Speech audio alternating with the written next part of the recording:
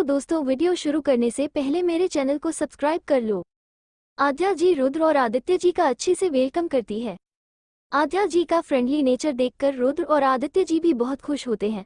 जैसे ही रुद्र और आदित्य अंदर पहुंचते हैं तो अंदर का नज़ारा देखकर वो चौंक जाते हैं। हॉल के ठीक बीचों बीच एक मंडप सजा हुआ था। मंडप के अंदर पंडित जी बैठे हुए थे। रुद्र अपनी एक्साइटमेंट छिपा नहीं पाता है और आद्या जी से बोल, आंटी आज किसी की शादी है क्या? अब आगे आदित्य जी रुद्र को कोई जवाब देती उससे पहले ही रोमन की आकर बोले, आज हमारी बेटी की शादी है यंग मैन, और हमें उस पर बिल्कुल भी भरोसा नहीं है कि वह शादी करके अपने हस्बैंड के साथ आएगी। हो सकता है कि वह आपके भाई को झूठ मूठ का हस्बैंड बना कर ले आए, इसलिए मैंने सोच लिया है वो अपने हस्बैंड के साथ आएगी तो हम उसकी शादी अपनी आंखों के सामने करवाएंगे। आदित्य जी खड़े होकर रोमिल जी से हाथ जोड़कर नमस्ते करते हैं। उनकी इस हरकत पर रोमिल जी हंसते हुए बोले, अरे आदित्य जी, अब हम समझे हैं तो ये हाथ जोड़ना बंद कीजिए और सीधा जाकर मेरे गले लग जाए, क्योंकि आज से हम एक रिश्ते के साथ साथ एक नई दोस्ती में भी बंधने वाले हैं। और आपको मैं एक बात बता दूं, आपके बेटे से मैं अपनी बेटी की शादी करके बहुत ही ज्यादा खुश हूं। मैं अपने आप को बहुत ही ज्यादा भाग्यशाली समझता हूं कि मेरी बेटी की शादी आपके बेटे से हो रही है। आद्या जी आगे आकर रोमिल जी को देखती है तो रोमिल अपनी आंखें ब्लिंक कर देती है। ये आपका बड़प्पन है रोमिल जी कि आप हमें इतना सम्मान दे रहे हैं, और भाग्यशाली तो हमारा बेटा है जिसे रीवा बिटिया अपना रही है। उनके आने से घर में एक रौनक आ गई है। आद्या जी आदित्य जी के हाथ जोड़कर बोली, भाई साहब, रोमिल सही बोल रहे हैं। हम बहुत ही भाग्यशाली है जो हमारी बेटी एक देवता के यहाँ जा रही है। रुद्र को आद्या और रोमिल जी का स्वभाव समझ में नहीं आ रहा था। रुद्र अपना सिर खुजलाकर बोला, आंटी अंकल, आप पापा को पहले से जानते हैं।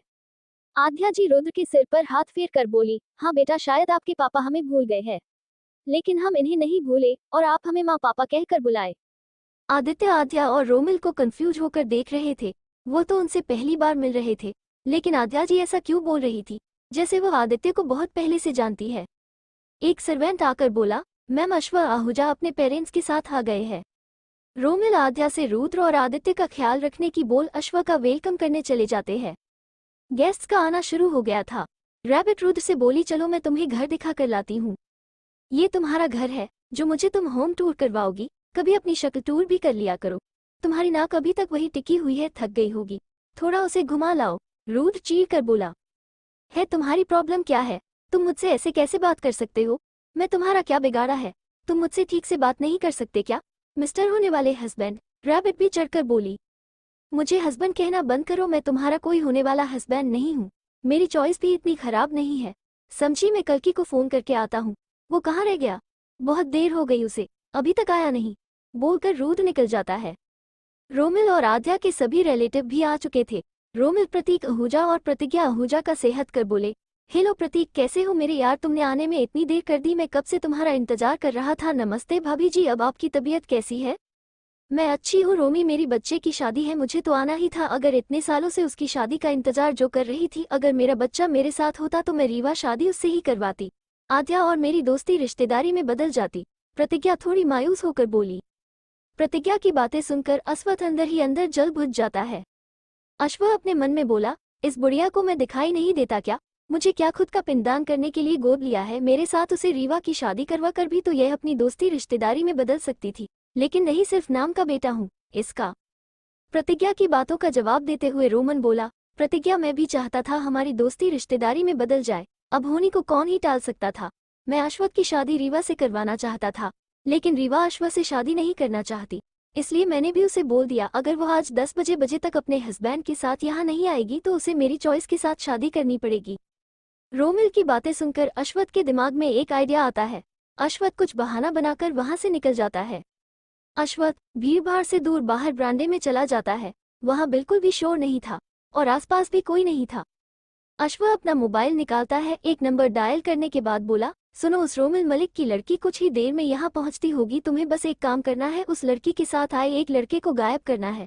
तुम उस लड़के के साथ कुछ भी करो, मुझे कोई मतलब नहीं, लेकिन लड़की को एक भी खरोच नहीं आनी चाहिए। मैं तुम्हें उस लड़की की फोटो भेज रहा हूँ। अश्वथ फोन रखे गहरी सांस लेकर बोला, अश्वथ आहूजा जिस चीज को चाहे उसे पाकर रहता है। दूसरी तरफ कल्कि का घर। देखो रीवा, तुम बहुत गलत कर रही हो, तुम मुझसे थोड़ा दूर रहो। अगर मैं खुद को कंट्रोल नहीं कर पाया तो मैं तुम्हारे साथ कुछ गलत कर दूंगा। कल्कि अपनी सांसें रोक कर बोला। कुछ ही देर में मैं तुम्हारी बीवी बन जाऊंगी। तुम मेरे साथ गलत करो या अच्छा, मुझे कोई फर्क नहीं पड़ता। आखिर शादी की बात भी तो हमें यही सब करना है ना, तो अभी क्यों नहीं? रीवा कल्कि के एकदम नजदीक आकर बोली। रीवा, मुझसे थोड़ा दूर रहो, मुझे छुओ मत, मेरी पेंट वापस करो। तुम लड़कियों की तरह क्यों बिहेव नहीं करती? आह रीवा, मेरे नजदीक मत आओ। कल्कि अपने कदम पीछे लेते हुए बोला। इतने सालों से दूर थे, तब भी तुम्हारा मन नहीं भरा दूर रहकर?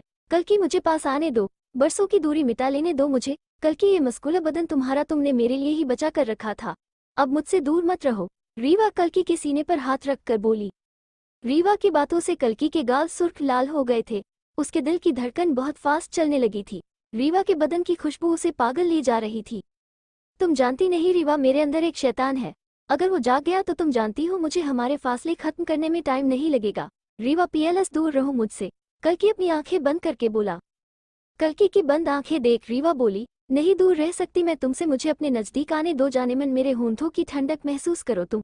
बोलकर रीवा अपने बैग से एक बोतल निकलती है, उसमें से जेल लेकर कल्कि की बॉडी पर लगाने लगती है। कल्कि की सांसें और बॉडी बहुत गर्म हो चुकी थी। कल्कि के हाथ की मुठ्ठियां जकड़ जाती है। महसूस करो मेरे होंठों को कल्कि, क्या तुम्हारे दिल में कोई हलचल नहीं हो रही है? मेरी बेकरारी पर तुम्हारा ये दिल बहक नहीं रहा? रीवा अपनी हंसी दबा कर बोली। रीवा, प्लीज मत करो, दूर रहो मुझसे, मुझे मत बहकाओ। तुम सोच भी नहीं सकती, तुम खामोश अंगारे को ज्वालामुखी बना रही हो। रीवा, मान जाओ। कल्कि अपने दोनों हाथ डायल पर रखकर बोला। रीवा भी कहाँ कम थी। रीवा आज कल्कि को जी भर के सताने के मूड में थी।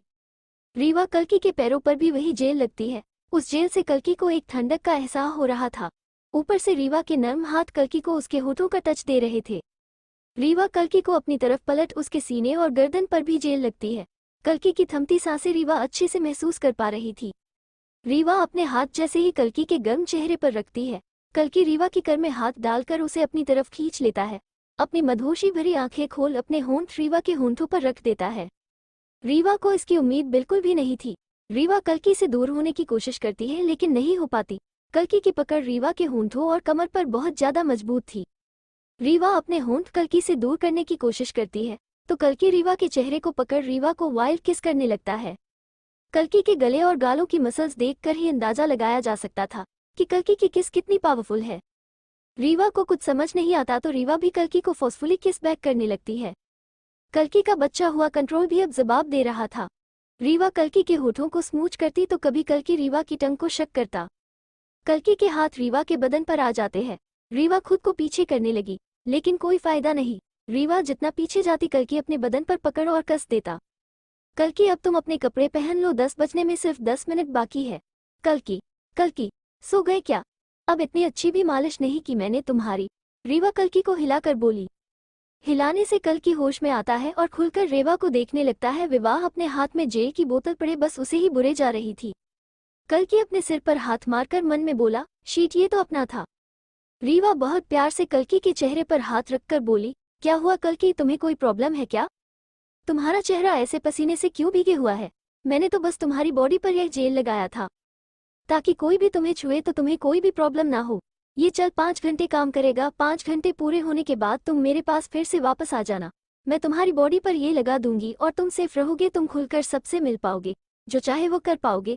बस तुम्हें एक बात का ख्याल रखना होगा, तुम्हें कम से कम लोगों से 1.5 हाथ की दूरी बनाकर बात करनी होगी ताकि उनके मुंह से निकला सलाइवा तुम्हारे मुंह में ना चला जाए। अगर ऐसा हुआ तो प्रॉब्लम हो जाएगी। कल्कि रीवा की बातों को इग्नोर कर रीवा को कसकर गले लगा लेता है।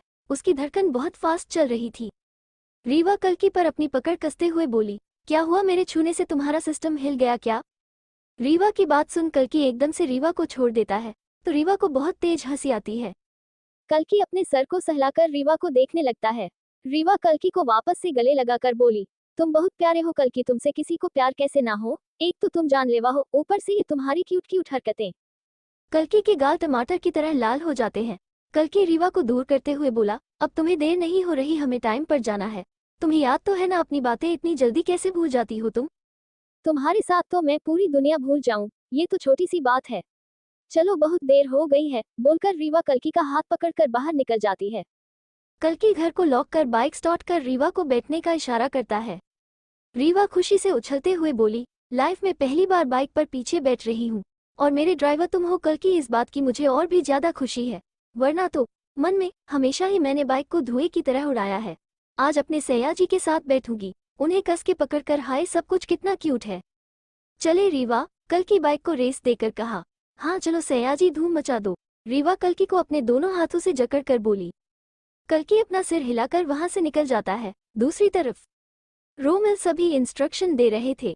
रीवा की एंट्री के साथ ही बैंड बाजे बजाना शुरू कर देना। आखिर मेरी बेटी फाइनली शादी कर रही है, जरा भी गलती की तो शहर से बाहर फेंकवा दूंगा। रोमिल आदित्य जी को अपने बिजनेसमैन और रिलेटिव से मिलवा रहे थे। सभी आदित्य जी से मिलकर खुश थे। आदित्य जी एक कॉलेज प्रोफेसर हैं जो केमिस्ट्री पढ़ाते हैं और टीचर्स की रिस्पेक्ट हर कोई करता है। रोमिल साथ में अपने दामाद की तारीफ करना नहीं भूलते। वो सबको बता रहे थे उनका दामाद 5 सालों से ऑल इंडिया टॉपर है और उन्हें दामाद नहीं बेटा मिल रहा है। आदित्य रोमिल की खुशी देखकर बहुत ही ज्यादा खुश थे। उनके अंदर जो अमीरी गरीबी का डर था वो अब खत्म हो चुका था। आदित्य रोमिल को कसकर गले लगाकर बोले, रोमिल आप बहुत अच्छे इंसान हैं, मुझे आपको कुछ जरूरी बात बतानी है। हाँ मेरे दोस्त कहो ना, क्या बताना है। रोमिल खुश होकर बोले, यहाँ नहीं, यहाँ बहुत से लोग हैं, क्या हम ऐसी जगह चल सकते हैं जहाँ हम दोनों हो, हमारे अलावा कोई और नहीं। आदित्य जी थोड़ा झिझक कर बोले।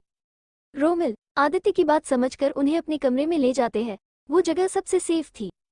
वहीं आद्या अपनी दोस्त प्रतिज्ञा के पास बैठी हुई थी, उनके साथ रुद्र भी बैठा हुआ था। पारू ये मेरे दामाद के बड़े भाई है, अगर मेरी एक और बेटी होती तो मैं रुद्र की शादी उससे ही करवाती। मेरी रेवा को बहुत ही अच्छा लड़का मिला है, मुझे रुद्र भी बहुत पसंद आया। अगर इसके लिए तुम्हारी नज़र में कोई लड़की हो तो मुझे जरूर बताना। आद्या रुद्र के बालों में हाथ फेर कर बोली, माँ मुझे अभी शादी नहीं करनी है, मुझे अपना करियर बनाना है, जॉब लगने के बाद ही मैं शादी करूंगा। रुद्र शर्माते हुए बोला। प्रतिज्ञा की नज़र बच्चों के पीछे दौड़ती हुई रैबिट के ऊपर पड़ जाती है।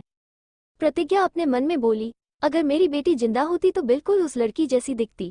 मैं आद्या की बेटी को अपनी बहू न बना सकी तो क्या हुआ, मैं अपनी बेटी आद्या को दे देती। लेकिन दोनों ही सूरत में मैं कुछ नहीं कर सकती, ना तो मेरे पास बेटा है और न ही बेटी। मेरे दोनों ही बच्चे मुझसे दूर हो गए। पारू मैं तेरा दर्द समझती हूँ, तू एक बार और कोशिश कर, क्या पता इस बार भगवान तेरी गोद भर दे। आद्या प्रतिज्ञा के हाथ पर अपना हाथ रखकर बोली, इस उम्र में ये सब ठीक नहीं लगता, मुझे पता नहीं अब मैं कंसीव कर पाऊंगी या नहीं। प्रतिज्ञा ने उदास होकर कहा। आद्या प्रतिज्ञा के नजदीक जाकर उसके कान में बोली, मैं तुझे एक सीक्रेट बताती हूँ, रीवा की शादी के बाद हम एक और बच्चा प्लान कर रहे हैं। अगर तू भी प्लान करेगी तो हम अपने होने वाले बच्चों की शादी करवा देंगे। आद्या की बात सुनकर प्रतिज्ञा जोर से हंस देती है और आद्या के गालों को खींचते हुए बोली, तू कभी नहीं सुधरेगी, तेरे पास हमेशा कुछ ना कुछ नया होता ही है। ठीक है मैं कोशिश करूंगी। आद्या कुछ सोचकर बोली, इस बार हम अपनी प्रेगनेंसी इंडिया में ना करके बाहर करेंगे, क्या बोलती है, किसी को पता भी नहीं चलेगा और हम दोबारा माँ बनकर इंडिया वापस आ जाएंगे और ये बात तेरे और मेरे बीच ही रहेगी, समझी। ओके इट्स आवर सीक्रेट, प्रतिज्ञा ने कहा। एक तगड़ी औरत तेज आवाज में बोली, रोमिल आद्या कहाँ हो तुम दोनों और कहाँ है तुम्हारी बेटी रीवा, वो अब तक आई क्यों नहीं? 10 बजे बजने को आए, ना तुम्हारी बेटी का पता है ना दामाद का। इस बार भी तुम हमें उल्लू तो नहीं बना रहे? बेकार में हमारा टाइम खराब करने हमें यहाँ बुला लिया। ये थी विचित्रा, उम्र 45 साल, रोमिल की बड़ी बहन, दिखने में सुंदर और हरी भरी लेकिन स्वभाव से उतनी ही ज्यादा बेकार, चिड़चिड़ी, हर काम में अपने नाक और टांग दोनों घुसने वाली। कुछ भी उनके हिसाब से ना हो तो ये धरती हिला देती है, आसमान फाड़ देती है, लेकिन अपनी बात मनवा कर रहती है। आद्या और रोमिल अपने एक पैर पर विचित्रा के पास पहुंच जाते हैं। क्या हुआ दीदी, आप इतना क्यों गुस्सा कर रहे हो? अभी 10 बजे बजने में टाइम है और रीवा अपने टाइम की बहुत पक्की है, वो देखना 10 बजे यहाँ पहुंच जाएगी। रोमिल ने कहा तो आद्या ने भी अपना सिर हाँ में हिला दिया। विचित्रा के चिल्लाने पर कुछ लोगों का ध्यान उस तरफ अट्रैक्ट हो जाता है, जिसमें से एक अश्व भी था। वो अपना पूरा फोकस उन लोगों की बातों पर लगा देता है।